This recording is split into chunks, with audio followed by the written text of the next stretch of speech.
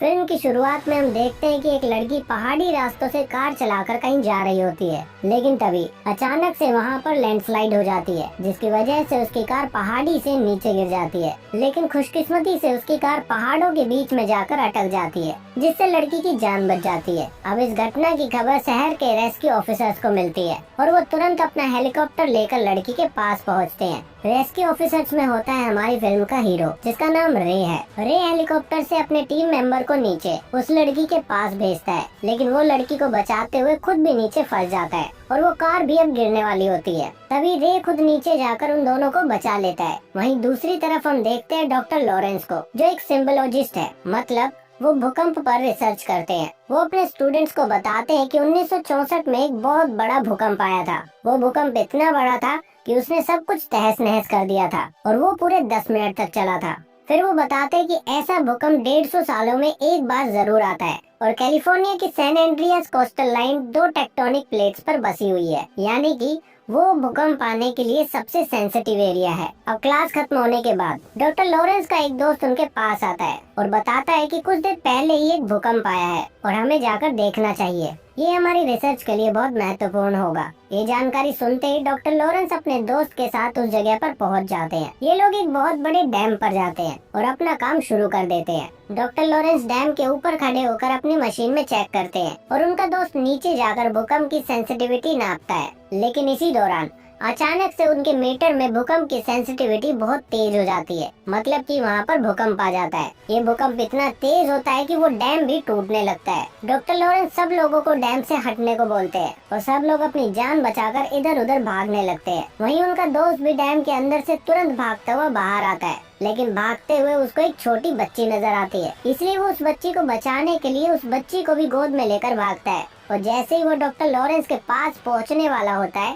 तभी वो उस बच्ची को डॉक्टर के पास फेंक देता है और खुद वहीं पर फंस जाता है, जिसके बाद वो पूरा डैम टूटकर बिखर जाता है और डॉक्टर लॉरेंस का दोस्त भी उसमें मारा जाता है। इसके बाद हम देखते हैं रे को, जो अपने घर पर अपनी बेटी ब्लेक से मिलने आया होता है। तभी उसके फोन पर उस भूकंप की जानकारी का मैसेज आता है, लेकिन रे उस मैसेज को इग्नोर करता है और अपनी बेटी से मिलता है। ब्लेक अपनी माँ के साथ रहती है और रे कभी कभी उससे मिलने आता है। दरअसल रे का तलाक हो चुका है और उसकी पत्नी ईमा का एक बॉयफ्रेंड भी है, जिसका नाम डैनियल है। डैनियल वहाँ पर ब्लेक को लेने आया होता है, क्योंकि वो लोग किसी काम से सैन फ्रांसिस्को जा रहे होते हैं। डैनियल एक बहुत बड़ा बिजनेसमैन है और वो ब्लेक को लेकर अपने ऑफिस जाता है, जहाँ पर ब्लेक की मुलाकात बेन से होती है, जो वहाँ पर अपने छोटे भाई ऑली के साथ जॉब इंटरव्यू देने आया होता है। और वहाँ पर बैठकर बातचीत करते हुए उन तीनों की अच्छी दोस्ती हो जाती है। वहीं उस डैम पर आए भूकंप की खबर पूरी दुनिया में फैल जाती है और एक न्यूज रिपोर्टर डॉक्टर लॉरेंस का इंटरव्यू लेने आती है, जिसमें वो उनसे पूछती है कि आपकी रिसर्च के अनुसार डैम पर भूकंप क्यों आया। इतने में ही डॉक्टर के 2 असिस्टेंट बहुत घबराए हुए से उनके पास आते हैं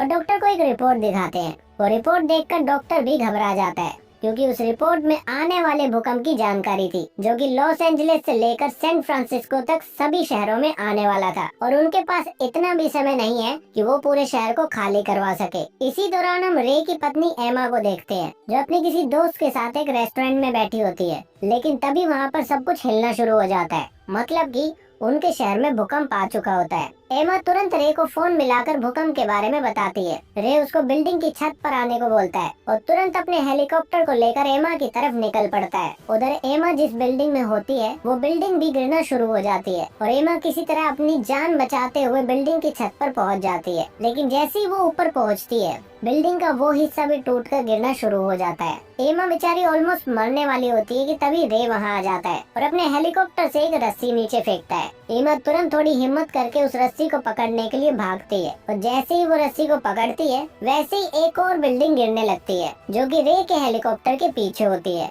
लेकिन लास्ट मोमेंट पर रे हेलीकॉप्टर को वहाँ से निकाल लेता है और हेलीकॉप्टर से वो लोग पूरे शहर का खौफनाक नजारा देखकर घबरा जाते हैं। इसके बाद हम देखते हैं ब्लेक को, जो सैन फ्रांसिस्को में डैनियल के साथ है। डैनियल अपने ऑफिस का काम खत्म करके ब्लेक को लेकर वहाँ से निकलता है, लेकिन जैसे ही उनकी कार चलने लगती है, वैसे ही वहाँ पर भी भूकंप आना शुरू हो जाता है, जिसकी वजह से उनकी कार अंडरग्राउंड पार्किंग में जाकर फंस जाती है और उनकी कार पर एक बहुत बड़ा सा कंक्रीट ब्लॉक गिर जाता है। डैनियल तो किसी तरह कार से बाहर निकल जाता है, लेकिन ब्लेक कार के अंदर ही फंस जाती है। डैनियल ब्लेक को कार में ही छोड़कर मदद मांगने ऊपर आता है, लेकिन वहाँ पर सब लोग अपनी जान बचाकर भाग रहे होते हैं और उसी भगदड़ में डैनियल भी मरते मरते बचता है और तभी उसके दिमाग में अपनी जान बचाने का ख्याल आता है, जिसके बाद वो ब्लेक को वहीं पर छोड़कर बिल्डिंग से बाहर चला जाता है। इसी दौरान बेन डैनियल को अकेले बिल्डिंग से बाहर जाते हुए देखता है और उसे समझ आता है कि ब्लेक की जान खतरे में है। इसीलिए बेन अपने छोटे भाई के साथ तुरंत ब्लेक को ढूंढता हुआ कार पार्किंग में पहुंचता है,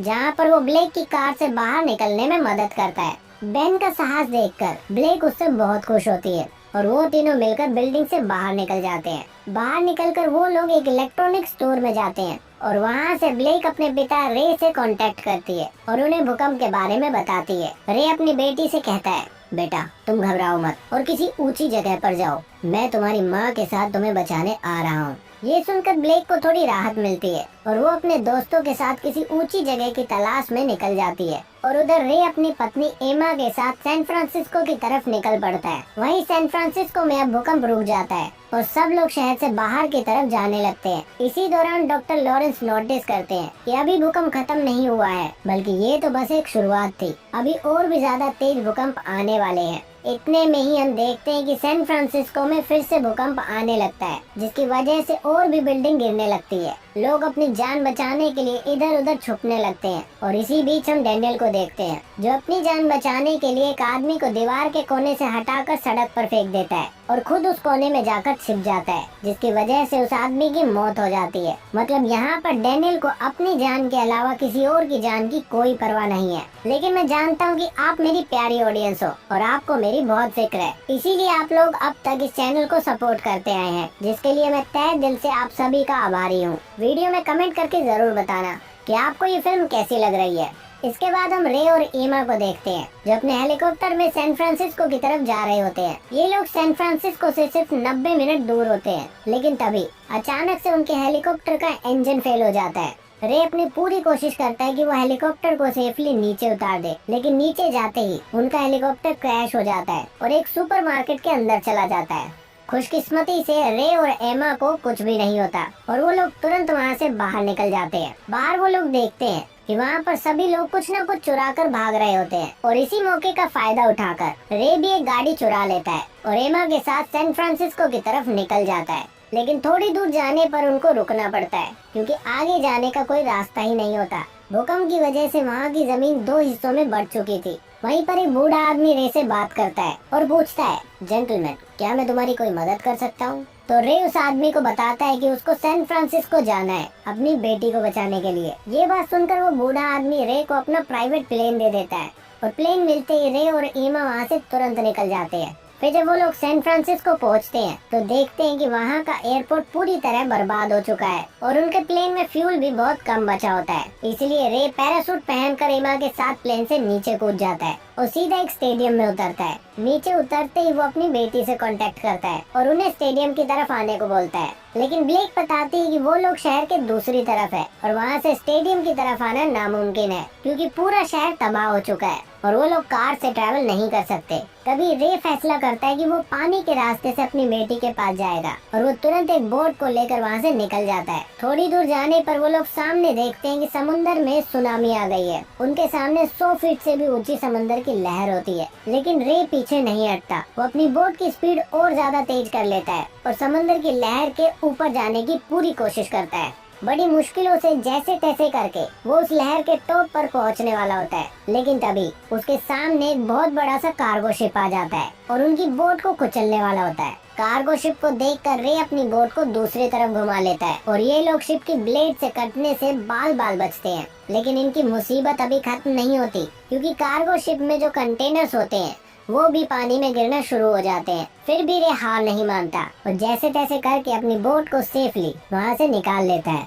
फिर वो लोग पीछे मुड़कर देखते हैं कि वो बड़ा सा कार्गो शिप समंदर की लहरों के साथ गोल्डन गेट ब्रिज से टकराने वाला होता है। उस ब्रिज पर सब लोग अपनी जान बचाकर इधर उधर भाग रहे होते हैं और उन्हीं के बीच डैनियल भी होता है। तभी वो शिप जाकर ब्रिज से टकराता है और एक कंटेनर डैनियल के ऊपर गिरता है, जिससे उसकी मौत हो जाती है। उसके साथ साथ सुनामी की वजह से पूरे शहर में तबाही मच जाती है और सब जगह पानी पानी हो जाता है। पानी इतनी तेज होता है कि अपने बीच आने वाली सभी चीजों को बहा ले जाता है। उधर हम ब्लेक, बेन और ओली को देखते हैं जो कि एक बिल्डिंग में होते हैं जहाँ पर रे ने उनको आने को बोला था। लेकिन तभी उस बिल्डिंग में भी पानी आ जाता है और वो लोग अपनी जान बचाकर बिल्डिंग में और भी ऊपर जाने लगते हैं। फिर जब थोड़ी देर बाद पानी शांत हो जाता है तो वो लोग देखते हैं कि वो लोग बिल्डिंग के अंदर फंस चुके हैं क्योंकि उनके पास बाहर जाने का कोई रास्ता नहीं होता। तभी रे और ईमा भी वहाँ आ जाते हैं। ब्लेक उनको देखकर बिल्डिंग के अंदर से पुकारती है, लेकिन वो लोग ब्लेक की आवाज नहीं सुन पाते और वहाँ से जाने लगते हैं।